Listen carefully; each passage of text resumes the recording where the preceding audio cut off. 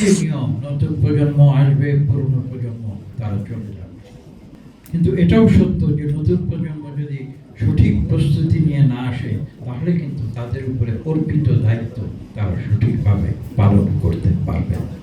যা বিভিন্ন ইঙ্গিত আজকে বিগত 1 বছরে আমরা বাংলাদেশে দেখেছি। আমি শিক্ষক হিসাবে বলতে বাধ্য হচ্ছি, আমি নিজেকে এখনো একজন শিক্ষক মনে করি, সেই হিসাবে বলতে বাধ্য হচ্ছি যে ছাত্ররা যারা ভবিষ্যতের স্বপ্ন দেখছে, যারা এই দেশকে পরিচালনা করবে, এই দেশকে নতুন করে গড়ে তুলবে, আমি তাদের প্রতি বিনীত অনুরোধ করব, তোমরা ক্লাসরুমে ফিরে যাও। তোমাদের যে মহান দায়িত্ব, যে চ্যালেঞ্জ তোমরা গ্রহণ করেছো, তোমরা জীবন দিয়েছো, রক্ত দিয়েছো, সেই চ্যালেঞ্জ পরিপূর্ণ করার জন্য তোমরা নিজেদের প্রস্তুত করো। তোমরা ক্লাসরুমে ফিরে যাও। আর যারা শিক্ষা শেষ করেছে তারা নিজেদের পরবর্তী পর্যায়ের জন্য উপযুক্ত প্রশিক্ষণ এবং রাজনৈতিক শিক্ষা দীক্ষার মাধ্যমে তোমরা নিজেদের প্রস্তুত করো। এই দেশ তো তোমাদের, তোমরাই তো এই দেশ, দায়িত্ব নিতে হবে। আমরা ইচ্ছা করি বা না করি, এই দেশের দায়িত্ব তো তোমাদেরই।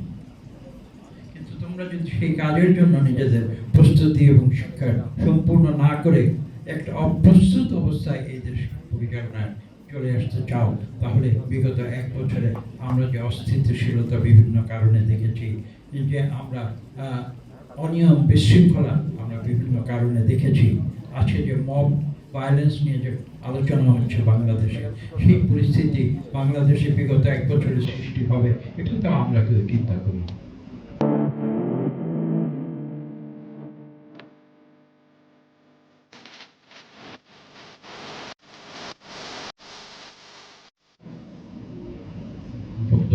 সংক্ষিপ্ত করে দিচ্ছি, আসুন আমরা সবাই মিলে বাংলাদেশে ঐক্যবদ্ধভাবে, যদি আমরা গণতন্ত্রে বিশ্বাস করি, তাহলে মানুষের কথা বলার স্বাধীনতা আমাদের নিশ্চিত করতে হবে।